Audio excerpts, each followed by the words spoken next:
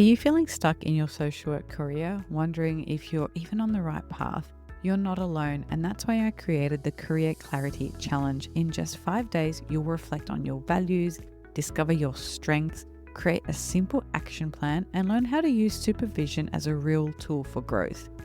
By the end of this challenge, you'll feel clearer about what matters, more confident in your strengths, and ready to take your next step. Sign up today. It's free, it's practical, and it could be the reset you've been waiting for. Just head to the show notes to join the Career Clarity Challenge now.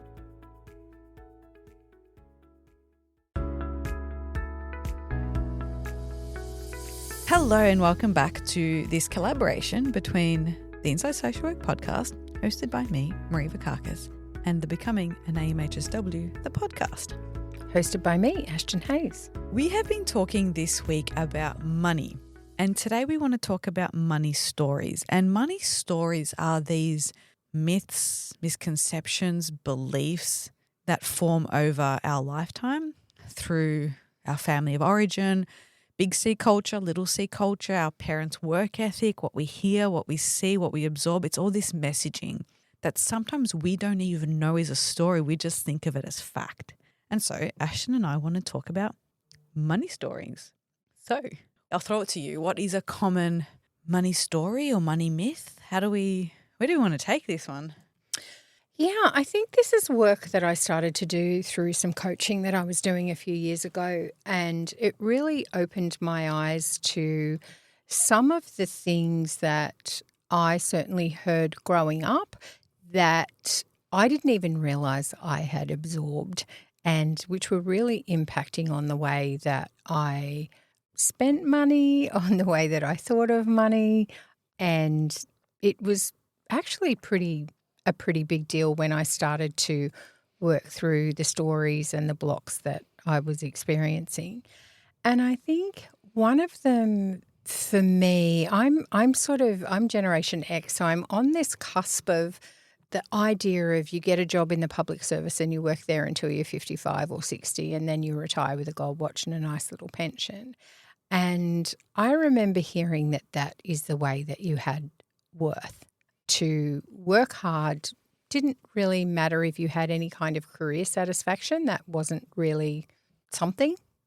The idea was just that you put in your 38 hours a week and you got paid for it, and that meant that you were a good contributing member of society. And when I started to want to do things that were a little bit outside of that and explore and maybe do some backpacking and take some time off, not a gap year, of course, that wasn't a concept when I was a teenager, but just that idea of doing something outside the quote unquote norm, I began to feel as though I didn't really have value.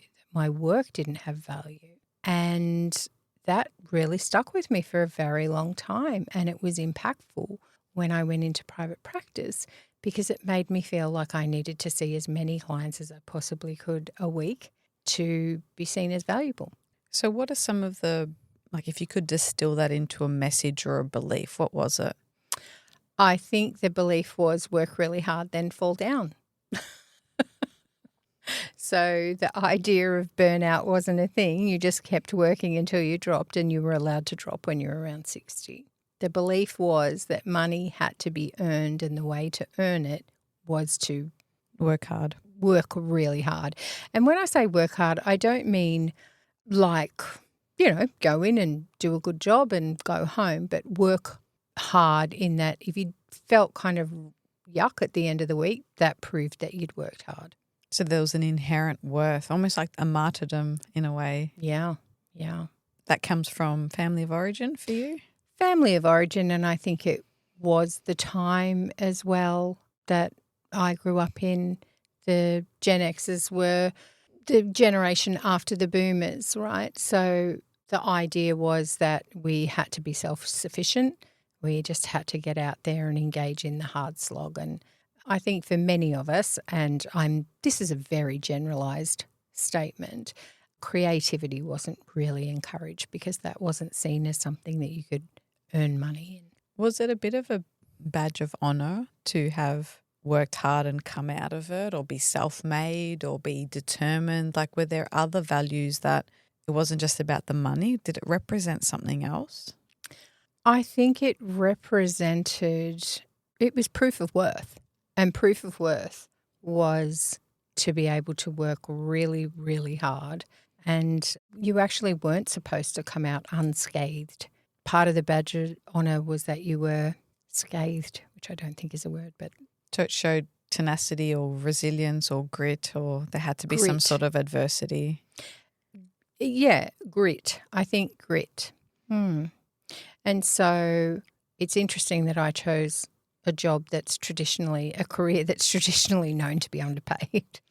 Underpaid, yes, but very gritty because we're going up against other systems in advocacy where, like, you can push hard and be very tenacious and very gritty and feel like the weight of the world depends on you sometimes. So in some ways, not so unusual.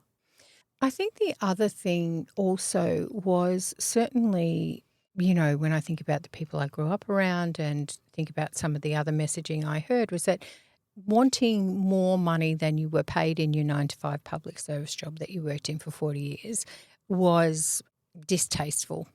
So you were to work really hard, but you weren't to be rewarded with any more than someone else deemed to be an appropriate reward for you. And so this idea of earning more money, or not even earning more money, but wanting to earn more money, which I don't think there's anything wrong with that, was somehow deemed as vulgar. For everyone or just for women? Absolutely for women. Yeah. So I think that began to change, though, certainly as my generation and those who were a little bit older than me sort of came out of that idea of, well, I don't have to stick to this one small thing. I can be something big. Ambition is fine. Money is fine. We're allowed to earn. We're allowed to do things. I find this topic endlessly fascinating, and I've done 2 episodes on the Australian Finance podcast around this, around couples talking about money and families talking about money. So I'll pop a link to those in the show notes. And it's a topic or a theme. I mean, we all have money stories, so it's not it only comes up for some people. We all have it. Sure. How we view money can create a lot of conflict in couples. And so if you've been listening to the podcast, I work a lot with couples. And this is one of those things where I think it's really interesting to reflect on. Where does it come from? Do we see money as it represents something to us? Is it safety? Is it security? Or does it reflect, if you have it, it reflects hard work and something to be proud of? Or do you see, and I have one, I guess, a vignette, let's call it, of various couples. I'll make it up. It's a bit of a story where they were arguing about private school versus public school. And I've shared this analogy before, this story before, and one was recognizing that where she came from, they would make fun of the kids getting off the bus, the school bus, the private school bus. There was this attitude of they were handed everything on a silver platter and, they're such, hoity-toity snobs or something like that. And so the idea of sending kids to private school was a hell no. I don't want my kid to be snobby or entitled. He was looking at it of, I worked this hard from my starting point. If I can give my kids one step up higher and they continue to work this hard, they'll have an easier life. And so her money story, while there were some really good values in what she was trying to teach her kids around being grateful and being open-minded and not thinking they're better than other people, she didn't realize that fear of being wealthy kept her small. It stopped her applying for promotions. It stopped her building any sort of financial security. And it was almost like a resistance to be seen as handed everything. That meant she was going to live a life of poverty if something didn't change. And so examining those and understanding those is really, really huge, because you might be sabotaging yourself if you don't think you deserve it, or it's inherently bad, or I'm not good with money, or all these stories and myths that you tell yourself. So looking at them is so important. I think you're absolutely right. And I think it's true to say that everyone has money stories. And I think people understanding that can then lead them to take some time to examine their own. What were some of your money stories? I saw it as a renewable resource. Mm. I saw it, and my family prioritized education and health. And so if I needed to go to the dentist, that happened. That was fine. We went.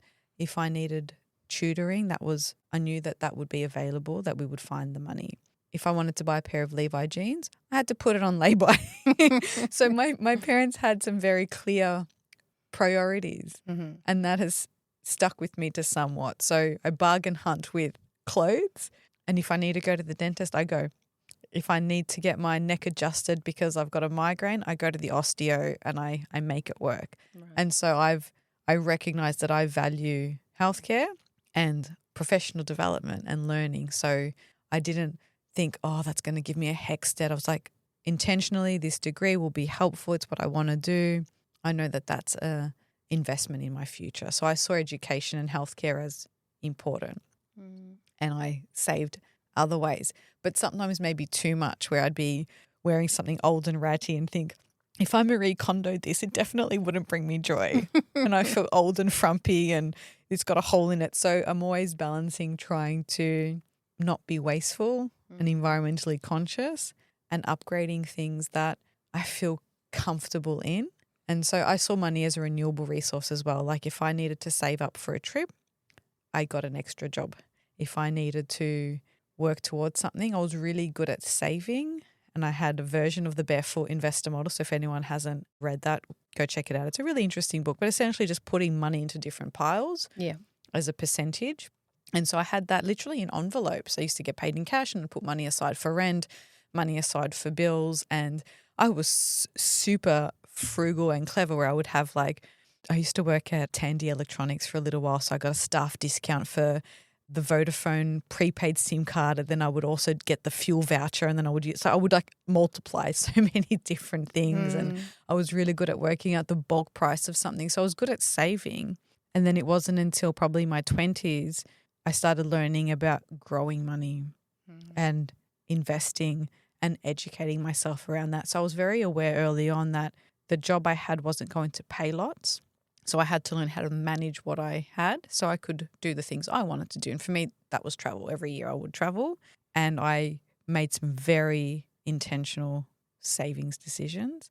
And then I started to learn about investing. And so one of the things I highly, highly, highly encourage people to do with a sense of urgency is learn about money. Pick up, the Barefoot Investor, pick up She's on the Money, listen to a podcast, do something so you can feel like you can breathe, understand where your money goes, that every dollar has a job, and start thinking about your retirement and your future from now, from this moment. I don't care if you're 18 or 40 or 60. Yeah. You have to have some sort of money literacy because it's so important. No one's going to come and rescue you. And it's not enough to just put your head in the sand. It's going to bite you in the butt. Yeah. So I'm very big on trying to get people to have an honest look at their finances, where their money goes, how much they earn, what's going into their super, check your super balances, and get some financial counseling, upskill. And you can learn it. There are bite-sized bits of information. You can borrow the book from the library. You can join the library and look up a book on BorrowBox or Libby as an online book. So I really see money as it's not evil. We can learn how to earn it, spend it, manage it better, and grow it. And that wasn't always easy to do, but I like learning. So I just took that on board of I can learn this too. I think you made a really interesting point around the concept of money not being evil. And I think in different generations there are different stories. And again, I realize I'm generalizing a bit, but money is neither good nor evil. It is a resource. And so it certainly was not considered a renewable resource. You know, for me, a lot of my money stories early on were around once it's gone, and there's no more coming. So things like debt, for example, or investment was considered a bad thing. So when I say investment, I'm not talking about investing for wealth growth. I'm talking about making purchases that are an investment. We talked a little bit in the other episode about spending hours and hours doing something that you could be earning money versus saving a little bit of money here and there. In actual fact, you're spending lots of money. That concept of investing in something to streamline your business, or investing in a good suit so that you feel confident when you go to interviews, for example, or investing in renting a room where you can see your clients rather than having to work from home if that's not something that you want to do.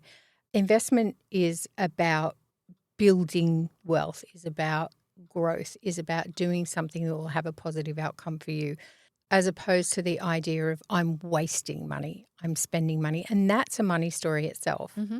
Is this a waste, right? Ultimately, this kind of idea of, don't have a coffee or avocado toast and wealth will fall upon you comes from a time when things were very different. So I don't subscribe to that notion. If you need a good coffee to get you through the day, then I think that is a good investment. I agree. And I think you're just trying to justify a new camera purchase. I'd rather not discuss that, Marie. This is why I think it's really important to take a long, hard look at your finances and come up with some version of the barefoot model. Or so many different models that have a very similar approach where you allocate a percentage to, you call it splurge, fun money, daily spend, whatever. Let's just say, just to use round numbers, you earn $1,000 a week. And maybe your rental, mortgage and bills, groceries, petrol, you factor in what that costs you. And let's say that is $600. You get paid and then $600 goes to an account where those bills come. Then you might have some money that goes into long-term savings. If you've got debt, you start paying that off. And then you have your daily money. So let's say that you might only end up with, there might be $50.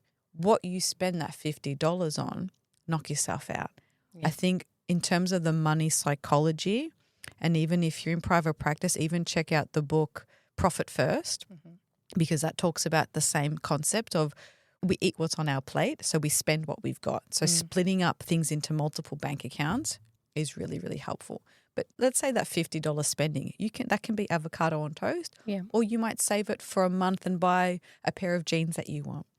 You get to then have some flexibility in that within some parameters so that you are working towards your savings goals or your future plans or your investment goals. So I don't think it's that difficult. It doesn't have to be super complex. We tend to get a lot of anxiety thinking about money, but take it slow, listen to some podcasts, get an audiobook, learn how to have some systems around that so that you can do the work. Because if you're sitting there and all you're thinking is about, oh my God, I've only got 18 clients and I needed 25 this week, you're not going to do good work.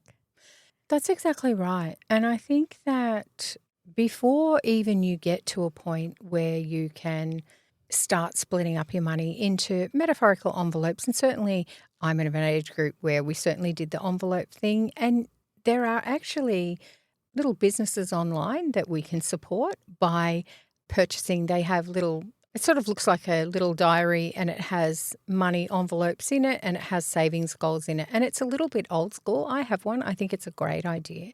But before I was able to get to that, I needed to examine those money stories. And part of how I did that was engaging in journaling prompts. So I have a bunch of journaling prompts, and I have some book recommendations that we will put in the show notes. But engaging in that 30 days of journaling can really help you reflect on where those stories are coming from, using those prompts, and then rethinking how you want your stories to go moving forward. Any books that off the top of your head that you can mention? So I recommend the She's on the Money and the She's on the Money podcast, but there's the She's on the Money book and there's the She's on the Money investing, the Barefoot Investor, Profit First, I would love to tell you the names of these books off the top of my head. We'll I just can add them to see the the show. cover in my head. I can't see the name. But yes, I did in one of the coaching groups I was in, we had this particular woman came and spoke to our group about it. And she had a great book that I read, and I will pop that in the Another one notes. of my favorites is called You're a Badass at Making Money. Oh, by Jen Sincero. Yeah. Yeah. So I did her coaching.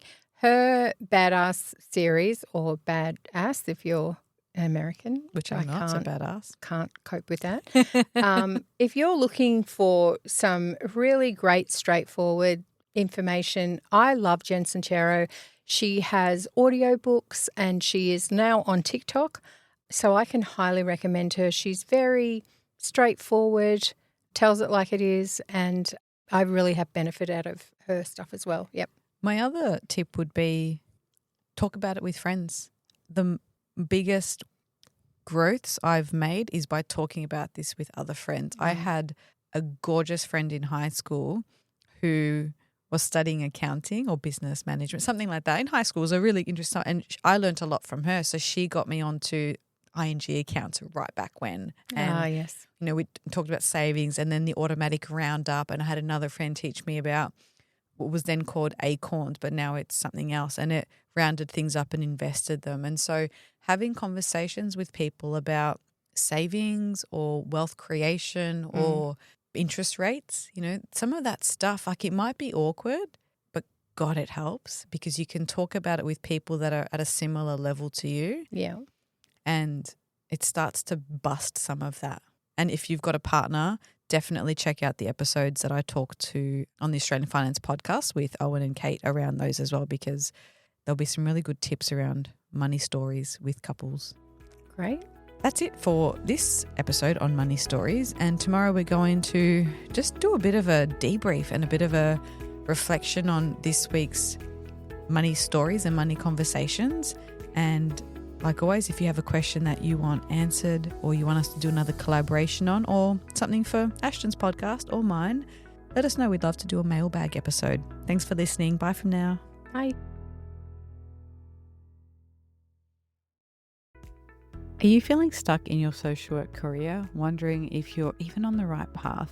You're not alone, and that's why I created the Career Clarity Challenge. In just 5 days, you'll reflect on your values, discover your strengths, create a simple action plan, and learn how to use supervision as a real tool for growth. By the end of this challenge, you'll feel clearer about what matters, more confident in your strengths, and ready to take your next step. Sign up today. It's free, it's practical, and it could be the reset you've been waiting for. Just head to the show notes to join the Career Clarity Challenge now.